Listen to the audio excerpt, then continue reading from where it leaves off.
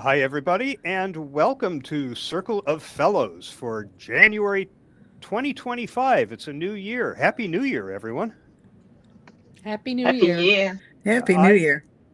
I am Shel Holtz. I'm Senior Director of Communications at Webcor. I am coming to you from Webcor's corporate headquarters office in San Francisco, and I am joined today by a terrific group of fellows from the International Association of Business Communicators to talk about creativity. And this topic, when we announced it on social media channels, got more interaction, more engagement than I've seen for just about any other topic that we have presented. So I'm looking forward to this conversation.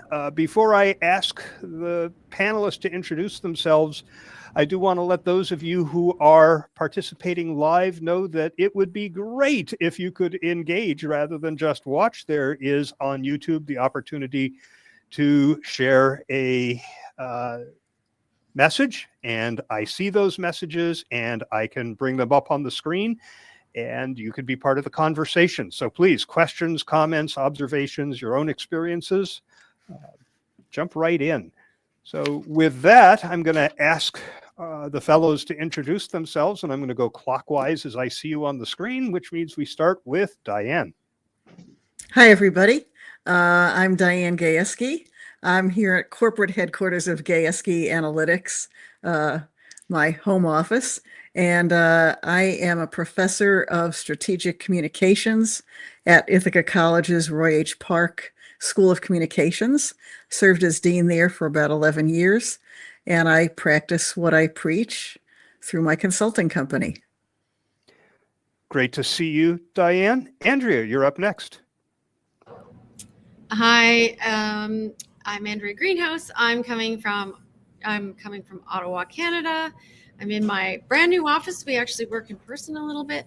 I own an internal communications agency, and we help organizations see the potential that there is in internal comms. Great to have you here, Andrea. Martha, you're up. Hi there. My name is Martha Mazechka, and I'm in Newfoundland, Labrador, the east of Canada, downwind from Andrea. I run my own consulting company, and I've been using creative strategies now in my strategic planning workshops for about 10 years now. So I'm looking forward to the conversation. Me too. And finally, from farthest away, Zora. Good morning from tomorrow. I'm in Melbourne, Australia, and I run my own business as a management consultancy. Prior to this, I spent 20 years in creative agency. At the last point, I was CEO of an agency that had full service creative, digital, and strategy within it. Terrific. Great to see you as always, Zora. So we're talking about creativity. Anybody care to define that within the context of organizational communications? I think creativity is when you're making the obvious seem surprising. So it's looking at things differently, trying to make something much more compelling and find a way that people can care, remember, and act. So it's that little thing that you look at and you think, gee, I wish I thought of that. I like Seth Godin's purple cow idea, you really have to stand out from the crowd. So if you're driving through the countryside and you see all kinds of brown cows and black and white cows, and all of a sudden you see a purple cow, it's memorable, it's noticeable. And when I think of creativity, I think of the purple cow. I agree. And I think, what if you didn't have to worry about people, time, resources, and money, what would you really like to do? And how can you flip the script? And sometimes, even if they don't have all the money, time, resources, and people, just looking at it from a different perspective, from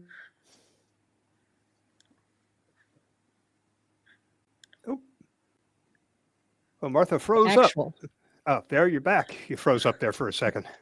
So it's not letting the limitations of your budget keep you frozen in place. It's about flipping the script and being brave enough to try new things and being brave enough to fail sometimes and learn from it. Yeah, and I also think that part of creativity is being able to have always be doing some kind of environmental scan. Um, One of the things I enjoyed working with my students in a consulting lab course in the fall was actually a methodology for how to spot trends and how to be a trend spotter.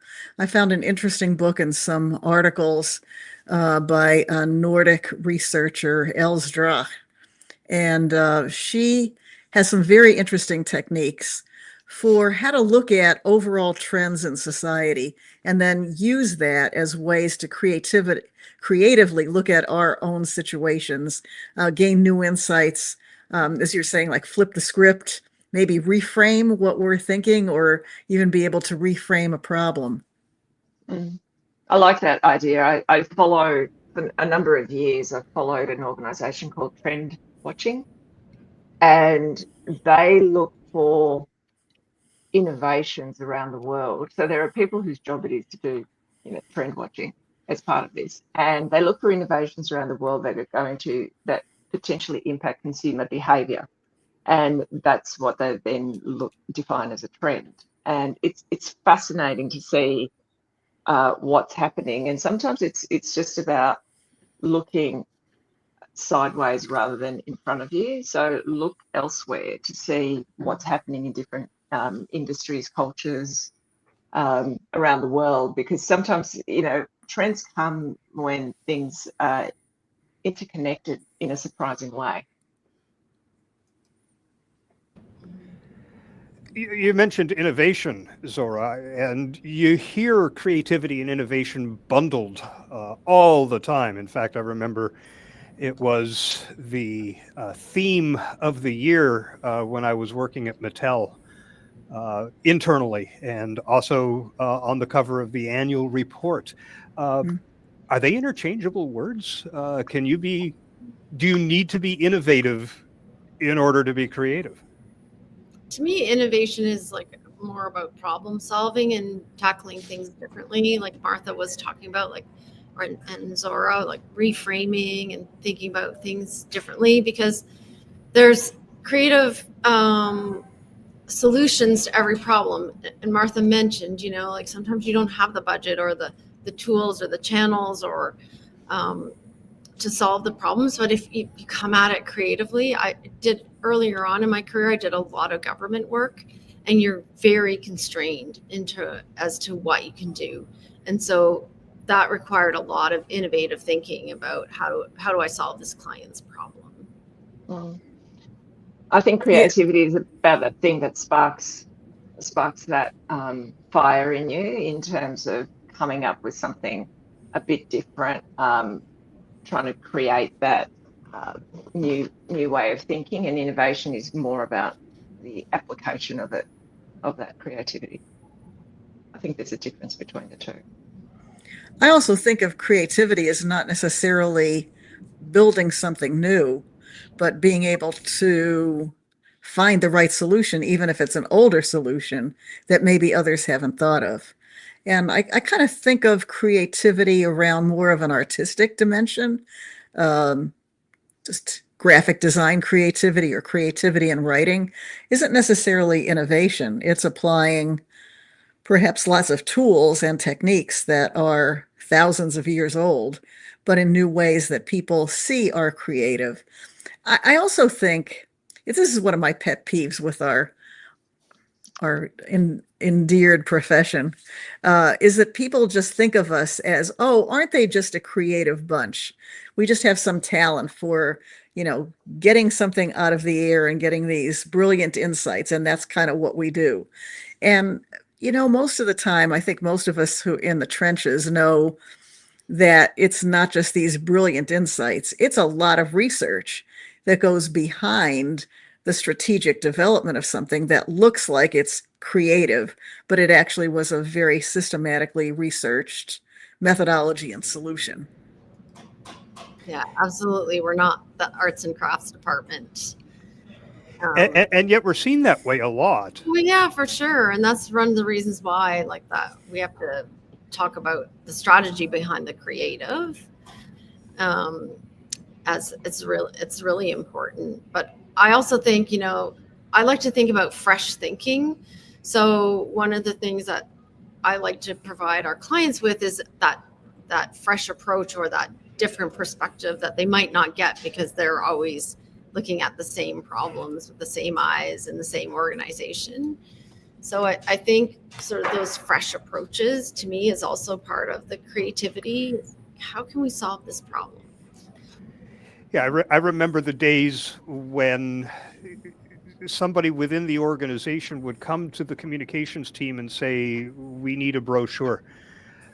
Because you're the creative ones and can make a brochure look pretty. And, our question was always, okay, who's it for? What are you trying to accomplish with it? If it's successful, what does it look like? What does that success look like? And, getting them to start with strategy, because the creativity comes in after you've identified, what is your goal? What strategic approach are you going to take? What objectives are you setting? Okay, now let's get creative Yes. when it comes to those objectives, and what tactics we're going to implement in pursuit of those.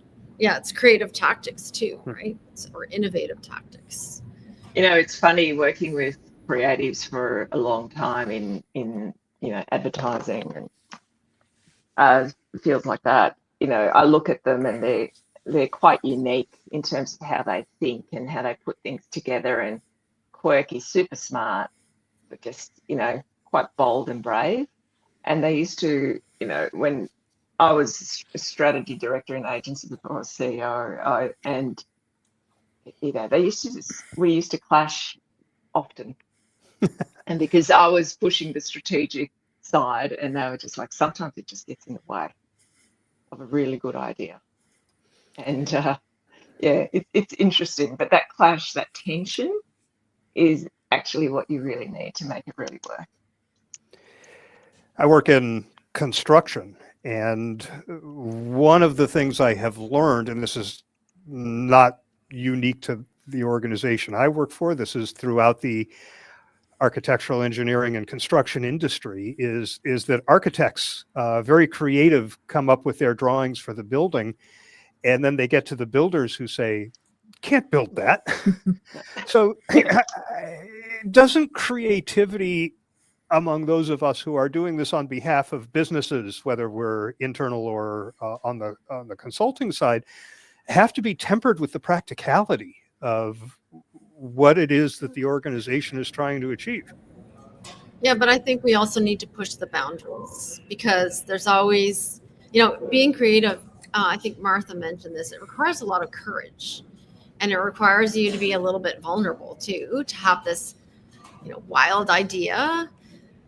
But we're always pushing our clients to take more chances, to be more creative, because you can't come up with a purple cow if you don't take those chances. And what employees need in our business, what employees need is that spark of joy, that perspective, that's something that will take them away from what they're focused on and help them understand the business strategy or the priorities, or help them connect with other people in their organization. There's some I was just going to say, there's an ad that I love, and I was talking about it this morning with my husband, who was looking at LinkedIn, and he saw a post by or a comment by Mark Ritson, who's a really well-known professor in marketing, and contrarian to a lot of people, says what he thinks. And there was a ad that's one of my favorites that was brought up, which is Cadbury's ad where they use the Phil Collins song, and they have a gorilla drumming. And it's a brilliant piece of work. It's an incredible creative piece, and it works so well for the brand. That would never have got up if people are looking at the practicalities of it, why we're doing this thing. Why would you put a person in a gorilla suit and drum? And how does that sell chocolate? But it does. It just worked beautifully. And you need some courage and bravery to put this creative idea out there and just make it happen. And that takes guts.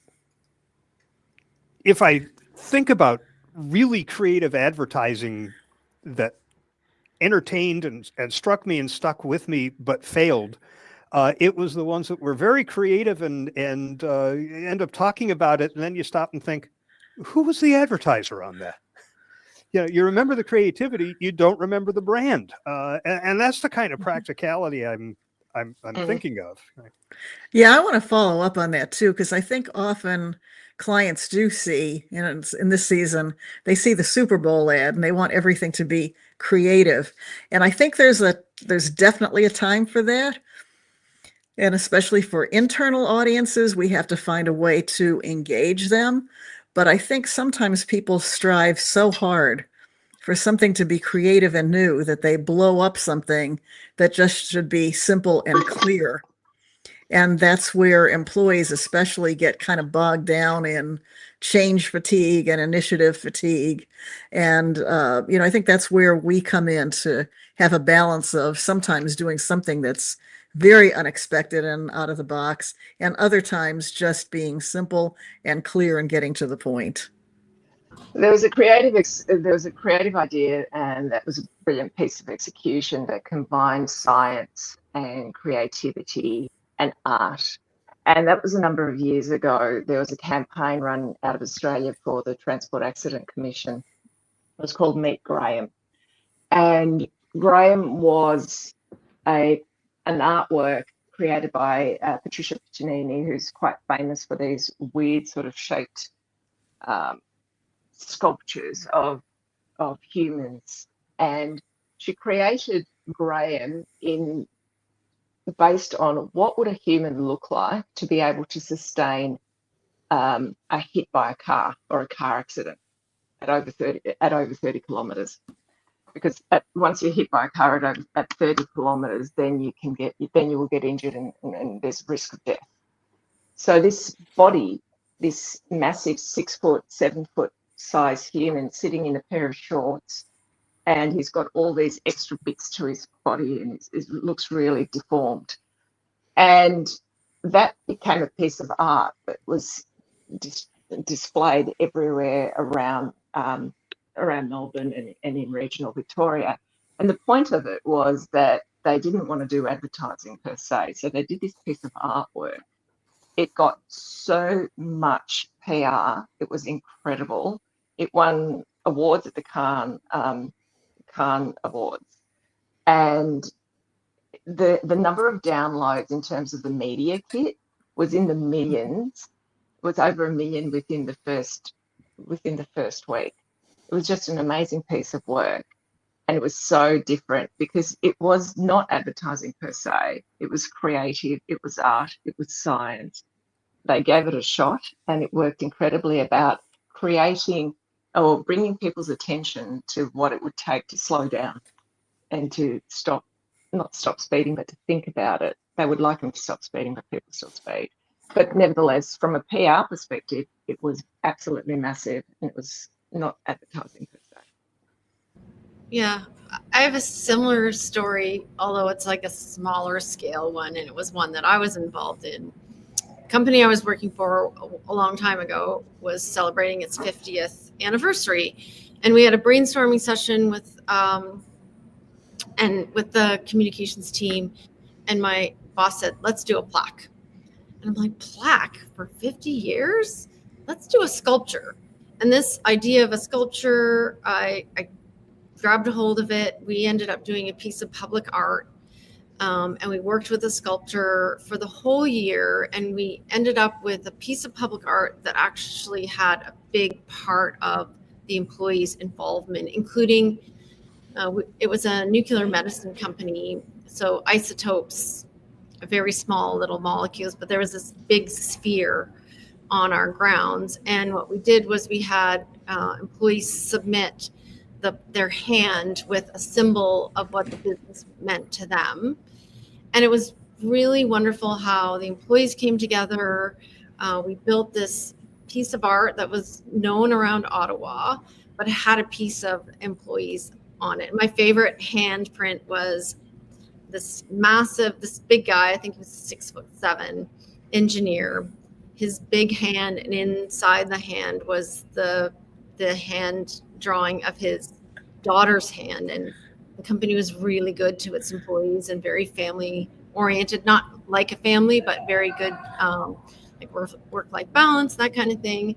And that just really stood out for me. So, it's small things like that. It doesn't have to be massive or a huge expense or very different, just small little sparks and small little sort of detours from the obvious. Yeah, I did a sculpture of, not me personally, but I ran a campaign for a university that had been rebranded and we needed to reposition it. Someone else did the rebranding and my agency was involved with the repositioning, and we had a smallish budget and we wanted to launch the campaign without any brand on it. The week before all the advertising would start, and the positioning line was I impact, life impact, and it was for a university, and it was about the intersection of research, teaching, and learning, and what you can do. And so we took we created a massive eye sculpture, which was about 8 meters high, so that's 2 stories. It was quite big. And we had it dropped into certain places in that city, like massive places in the middle of the night with cherry pickers and cranes and all that sort of stuff. And so in the morning when people were driving to work, all of a sudden there was this huge sculpture in the middle of a major, not in the intersection, but near the intersections, and they were just looking at it. And they just had a little, they had a URL at the bottom, and that's all. And we moved it over a few days, so it was in a different place. So it grabbed attention. People went to the URL, and it was inviting them to get involved and share their story, their impact. And we had all this user-generated content as a result, and then launched within the week. It was an amazing piece of work, but it was just something different. And that sculpture was a fifth of the budget. And I had to convince the client to go with it because it was such a big piece of budget. And I convinced him to reposition it as a business case for the university as a piece of art and an asset that they could use on the university down the track. So then it didn't come out of his budget. And it worked quite well. One of the things that strikes me as I hear Zora and Andrea speaking is that in those situations, there was involvement from different types of people. So that one of the things that I try to encourage my clients and the companies I work with when we talk about creativity, innovation, is to see who else can be brought into that conversation, because we all have our own unique perspectives. And if we're just talking to the same people all the time, you're going to get the same ideas or the same techniques all the time. And to me, building innovation and creativity as a foundation in our businesses and commercial enterprises supports our DEI initiatives in terms of diversity, equity, and inclusion. And it also helps allow people that space to think differently and to offer different viewpoints, so that if we create that culture of openness and pushing against the edge. I mean, we do tend to think of creatives sometimes as, the arts and crafts people or the wild and woolly people. But fundamentally, we all have our abilities to be creative. Some of us don't have that supported through school because of, the way we were brought up and the different schools we went to. But we can foster that and create those opportunities to allow people. And I mean, I think one of the best examples, several of them, came out of the pandemic, where the limitations, the lack of certain things, brought people to the foreground. So we had Bauer, the maker of hockey equipment, move into face guards for hospital workers. We had Ferrari working with other engineers to look at how they could make more efficient ventilators. In my own province, in Newfoundland, Labrador, we had a distillery company that started developing hand sanitizer from the waste products of the liquor they were making. So, challenging people and supporting people to think differently also depends on bringing in people who have different points of view. And to follow up what you were saying, Martha, I love that example. We actually did some research in, can you teach creativity and innovation? and what are the environments in which that's kind of supported. And the research is really clear that the more constrained you are, the more creative ideas you have. So, just like so many of you were talking about small budgets or things like that, those are the times when these really creative ideas spring up. But then that also makes me think of, again, being an educator, how should we be preparing communication professionals? What should they be taking other than communications? And, we believe strongly at Ithaca College, where I teach, in the value of a liberal arts education, and all of our communication students take at least half of their courses in the liberal arts and outside the School of Communications. And the students, usually kind of push back. They are sick of taking like the gen ed stuff that they took in high school, but it's taking courses in anthropology or art history or music that often give them those creative sparks later on when they're communications practitioners. One of my areas of expertise is psychological safety, and Martha mentioned a little bit about this, but it's basically, I feel safe to speak up and be myself. I can try new things, and I don't feel afraid. If I fail, I won't be shamed. And psychological safety is pretty important for sharing your ideas, which somebody else might, build on. We've all been on those brainstorming sessions where someone says, well, what about this? And then someone said, oh, we could do this. But even bringing those diverse ideas to the table, which is a point that Martha loved, is really, really, or Martha mentioned, it was really, really important because, but having that safe space and encouraging people and not making it,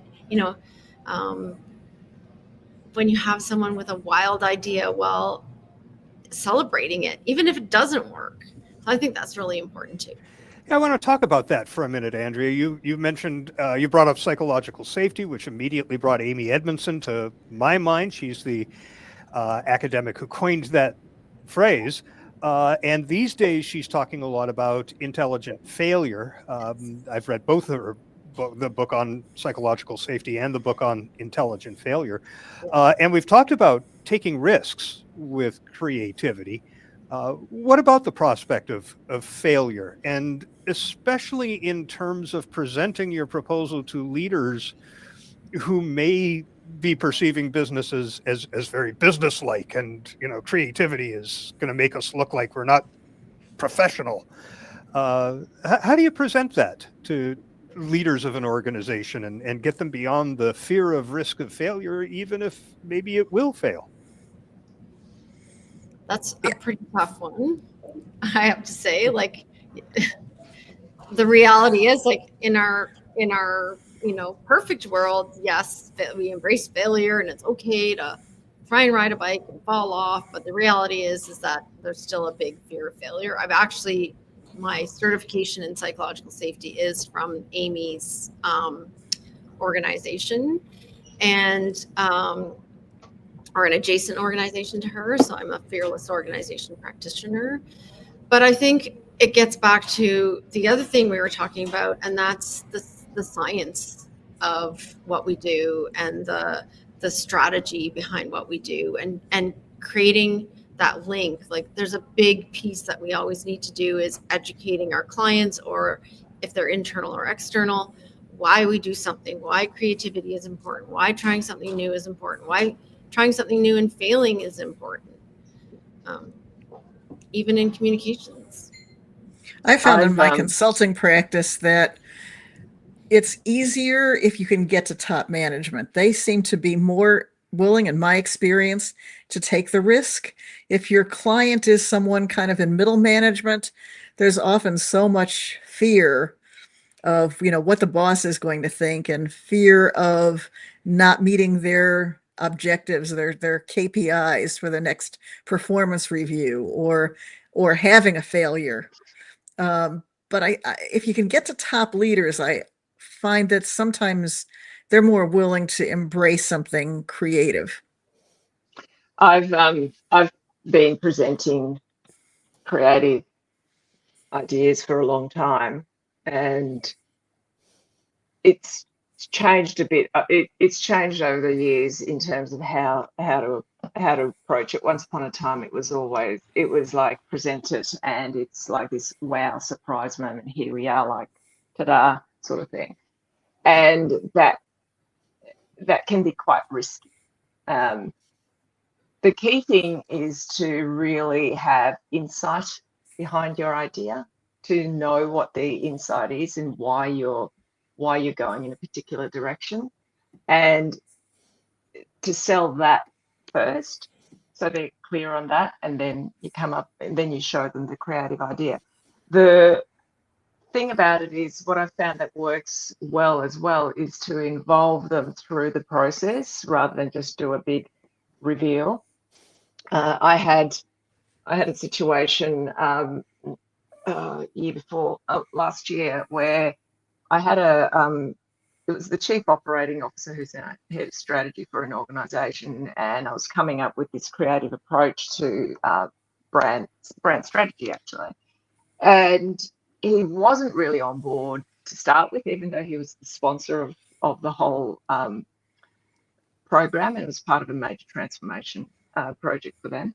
And I asked him to come along to a meeting so he could see where our thinking was, which way we were going, why, and all that sort of stuff. And he could have time to have a conversation about it and just understand it. And so he did do that. He took that opportunity. And then when it came to the presentation to the whole executive, he was so on board. He loved it. Everyone actually was involved in various parts of it, but he was just sold. And he actually said that he hadn't been on board before that, and now, and going through that process of discovery and learning what we were doing and how we were doing it and why we were doing it in a particular way, he was the champion for it. He just completely switched. So it worked really well. I think the need for communications, which we've always been promoting in IABC and in other sectors, is the use of effective information, research, data, understanding of audience, so that we can use those pieces of information to help inform our creative development when we are trying to solve a problem or create an initiative. And I think about a program that we had here where the team was asked to develop an education campaign on how to prevent shaken baby syndrome. And they just said, hey, we just need people to stop shaking babies. And the fact of the matter is that if you talk to anyone, well, they would all agree that, shaking a baby is a terrible thing, and no, they would never do that, etc. But when we dug into the research about what people knew about the circumstances when people shook babies, it was because the babies would not stop crying. And people were literally being driven to a high stress point because they didn't know how to cope.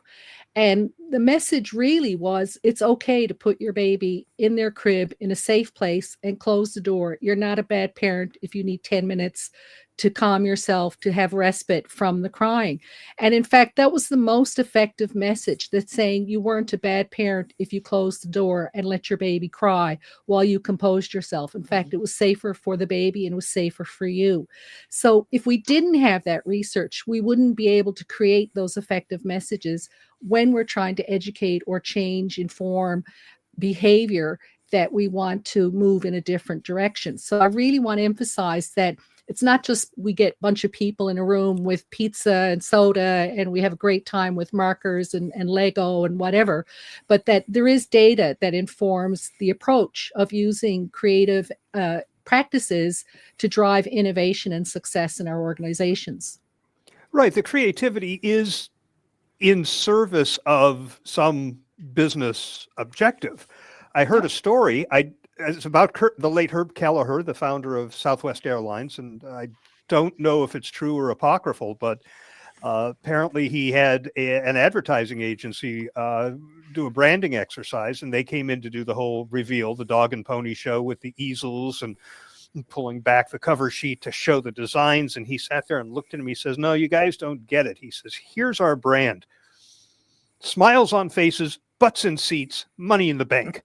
And how helpful would it have been for the creative team to know that that was his view of things before they went off and got creative?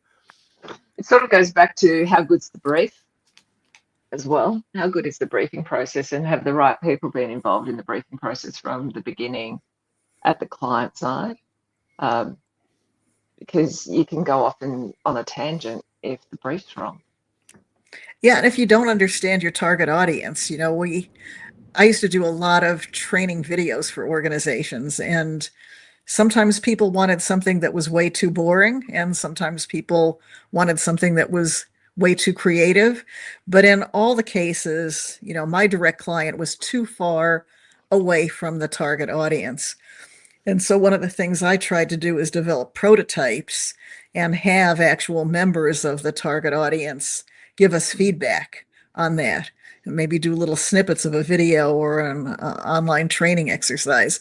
And then we would show our clients the results, not the prototype, because often the clients had wildly different ideas and opinions and different ways of engaging with the material than the actual target audience. But they were convinced when they could see the results. To Shell's point, there is a business goal in this, and it's not necessarily something that pleases the client, but if it gets their goal accomplished, then they'll buy in. When I was thinking about this today, one of the quotes that I love, that I reminded myself of, was the quote by Einstein about, if I had an hour to solve a problem, I'd spend 55 minutes understanding the problem and 5 minutes solving it. I think there's a lot that goes into, like Martha mentioned, really understanding what is at the root of the problem, or what are we trying to achieve, and then really developing that understanding even before the ideas we start coming up with ideas. There are lots of obstacles to creativity, and some of those are inherent in our workplaces. Peter Drucker famously said that culture eats strategy for breakfast. I think culture can also eat creativity for breakfast. There is your physical environment. There are the processes that you have to go through, approvals, for example, and requisitions for resources and the like. How do you go about setting the environment in such a way that it reinforces and supports creativity rather than stifles it?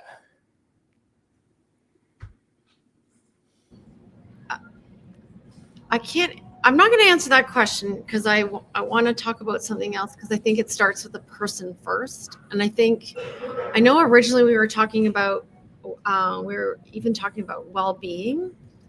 And I'm a big advocate for like really understanding the creative process. It's about sort of like understanding the problem first.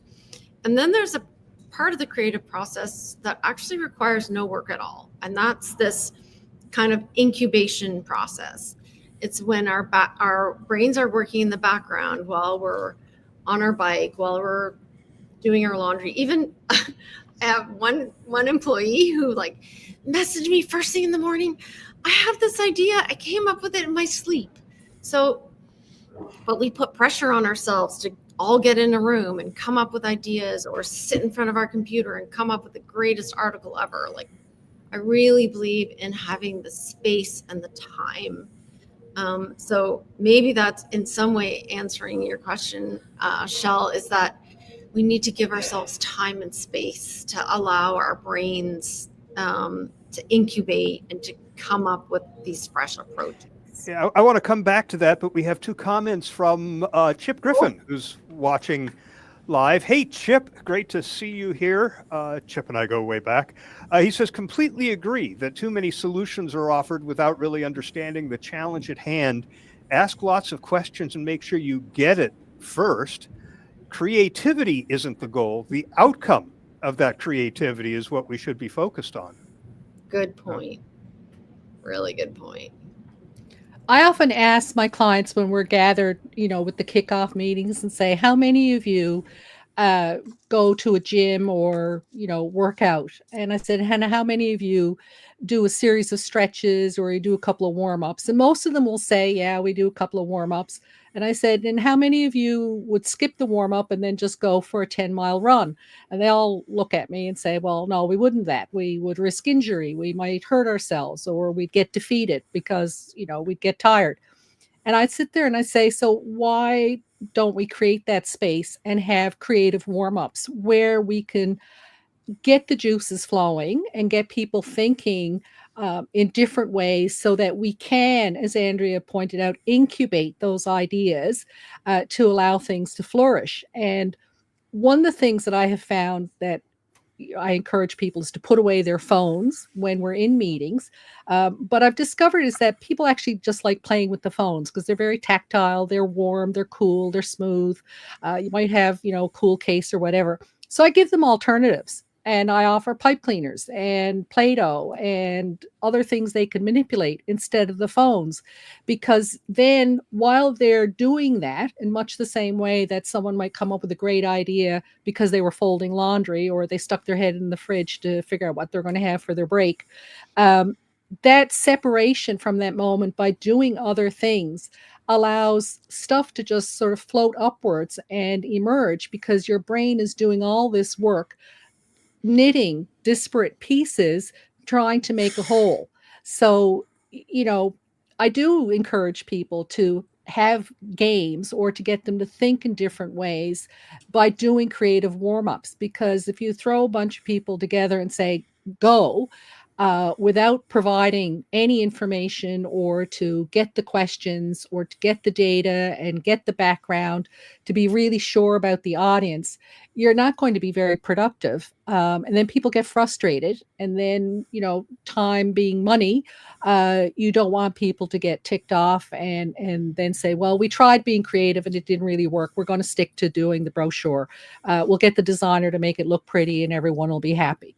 So I think there is some consciousness, to having that creative space because it's not just the space. You're trying to move people to identify different ways of communicating and sharing information to achieve your business goals and your objectives.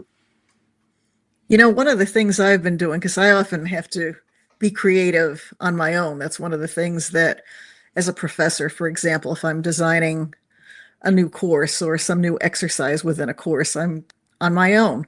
But I'm using various AI tools as kind of a creativity partner. And I've gotten more into keeping some windows open and just kind of chatting with one of the LLMs and use it as kind of a devil's advocate, like throw an idea out there. It's like, tell me 10 reasons why this is not a good idea. Or what's a different way to look at this problem? Or how would you explain this or teach it? And I'm getting a kick out of it. We're definitely going to come back to AI and its role in creativity, but I want to spend another minute or two on this idea of being able to separate yourself from what you're working on and having that break to reset. And in terms of the phone, I got to tell you, Martha, if I'm working on an article and I just find myself stymied and slipping into rote habits rather than creative habits, solitaire. One or two games of solitaire completely separate me from what I'm working on. It takes my mind completely away, and I can come back in 5 minutes, refreshed, reset. So the phone works for me. But the thing is that if an executive walks by and sees me playing solitaire, so I think another element of this in the workplace anyway is helping people understand what's involved in the creative process and what those little reset breaks are all about. I mean, I'm playing solitaire. I'm not getting WebCore work done, but I'm working. It's funny that you talk about that. I remember our, my creatives would, you'd see them pick up a guitar and just go off and start playing music, or just they'd have a separate room for just idea generation and talk about all sorts of things until they land on something. It is about doing something that is not necessarily focused on exactly what that issue is that you're trying to solve. You might go for a walk, and I meditate whilst I'm walking sometimes. So there are times that I don't actually listen to a podcast whilst I'm walking, but I meditate whilst walking, which is really different because you observe things around you that you normally wouldn't. And I think it's really important just to let your mind be free and just let it go. Because as Andrea was talking earlier, you do need to spend time doing other things, and your brain just needs time to rejuvenate and recuperate. And, that's why sleep is really important.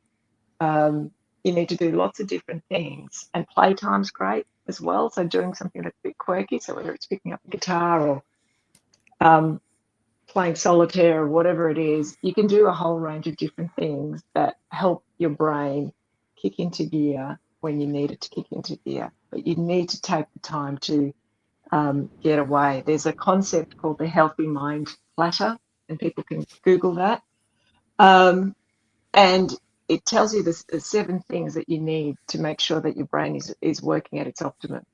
And a lot of that has nothing to do with strategy, nothing to do with, insights or anything like that. It's completely separate. And you just need to give your brain a rest to be able to actually come up with those great ideas. So, yeah, it's important to do that. And we shouldn't underestimate how hard that is, whether it's your boss finding you playing solitaire, or just, if you have a deadline and you've got to come up with ideas. And it's hard to say, well, I'm going to go for a 20-minute walk.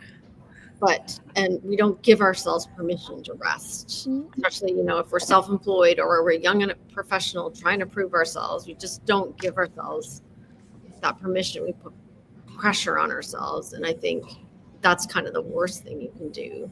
It's like when I was, I did triathlons really seriously at one point in my life. And part of my problem was I trained too much, because if I was training, I was making progress. Well, actually the training gains happened when I was resting.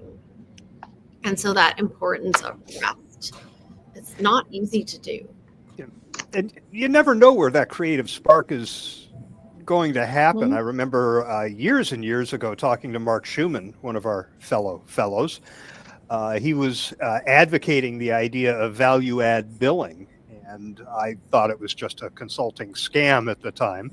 And he said, if I'm in the shower and I have a brainstorm that solves your problem, and that brainstorm comes from my 30 years of experience working with other clients and learning about communication, do I really only bill for the 20 seconds it took for that brainstorm to hit? Right? So you never know where it's going to happen. Yeah. No, I think there's a point, Shell, you mentioned culture, you mentioned the environment, and Andrea, we're talking about, permission. So a lot of it is about leadership, and leadership needs to make sure that, they're championing creativity, new ideas, and that they also model that behavior about, taking a bit of risk and being comfortable that sometimes there'll be failure, and that failure is feedback about how to do something differently and how to be how to learn from it. So, and creating that environment where we can have a space where we can do what we need to do our best work. And to do our best work, we need that space, we need that creativity, and we need to take that break. And the other thing is about building, little habits about brainstorming and getting together with other people and talking through things. And if like Diane and like myself, if you work as a solo person, then it's either, you might have an AI that you chat to, or you might have another cohort of people that you talk to. The other day, I had someone that I was bouncing an idea off, and we made it better. And it was just someone who could challenge me in my thinking. So you look for people who you can do work with that can help you get to that point that you need to. I think another important dimension of this, and Diane, you referenced it in terms of trends, is staying on top of what is considered creative. I remember when I was at ARCO, the person in the internal communications team who was essentially our creative services person, I mean, I saw her spend more time flipping through Communication Arts magazine, looking to see what designers were doing that she could adapt in order to bring that creativity into the work that our department was doing. So Building on those ideas. And that's why people go to the various conferences, like whether it's Cannes or whether it's the IBC World Conference or whatever. Yeah. It is to pick up on those sorts of things. And also, like, it's coming up now. The Gold Quill Awards are coming up, and I know that I'm an evaluator, and I know that many of you are as well. When you go through those awards and you see the amazing work, that stimulates you as well.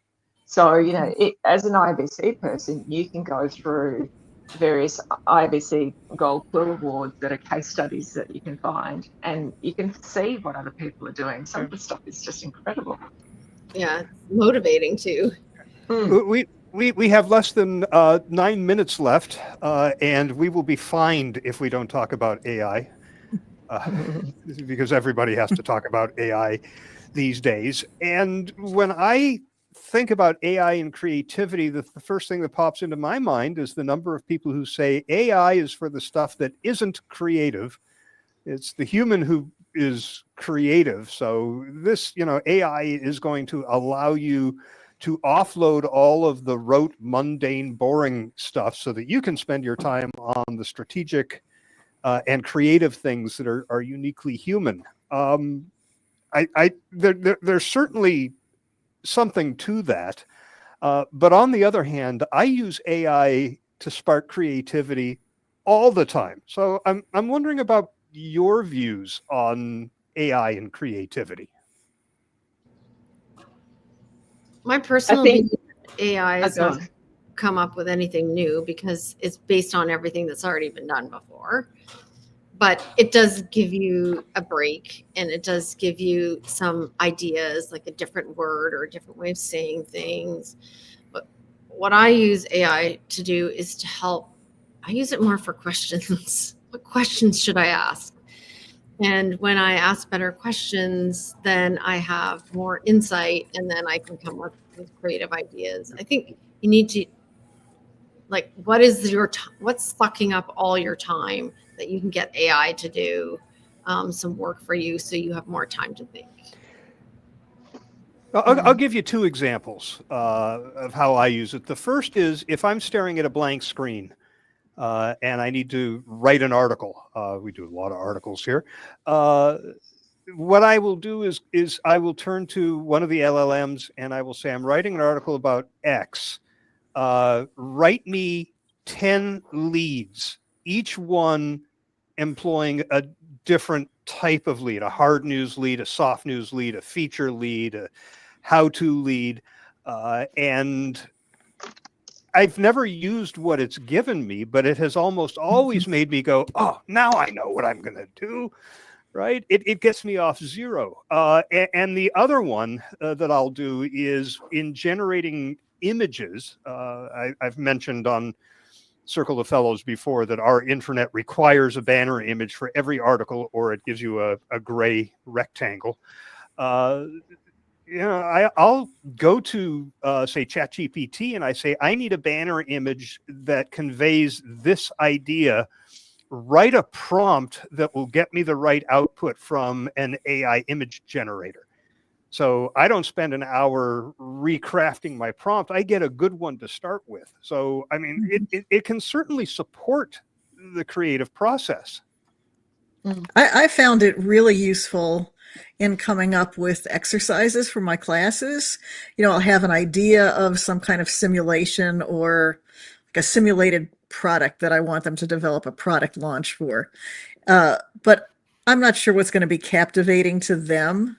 And I've gotten some really great ideas. I use one in my PR class, wanted to teach them how to like launch a new product, prompted it to come up with something that, sort of 19-year-olds would find understandable as a cool new product and could come up with interesting ways to launch it on a campus. And it came up literally, of course, within 5 seconds of this cool new theoretical water bottle that connected to your iPhone that would track your hydration during the day and also track quality of your water.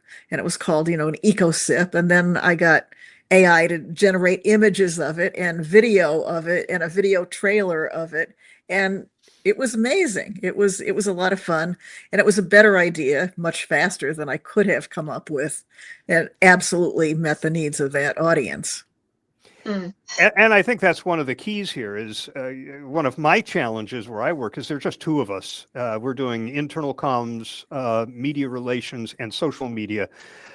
So we're pretty busy, and the time required for some creative exercises just isn't there. So the AI shortcut is handy. I do want to share that Brian Kilgore has noted that he has every issue of Communication Arts for 2 decades, along with a decade each of Fortune and Business Week. So I hope they're not piled in your house like a hoarder, Brian.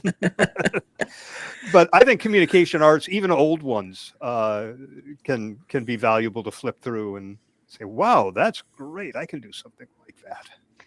I think AI can help you in terms of getting, as you said, getting your thinking started or some prompting or whatever. But I genuinely believe that it's the human that will always come up.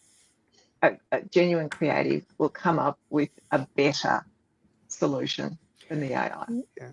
But I got to tell you, for example, I do some videos. I just created a video. They sent me about 20 hours of drone footage from one crane pick on a project that we have, and I needed to get that down to about 1 minute and 45 seconds. And I needed a music bed.